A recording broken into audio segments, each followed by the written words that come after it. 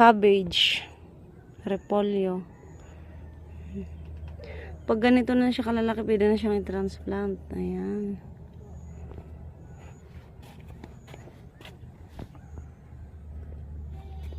Cabbage seedlings.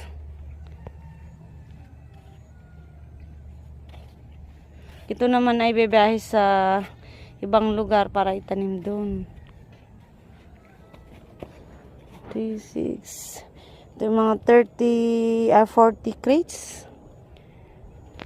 Ito naman ay dadalhin sa Bugyas. 100 crates.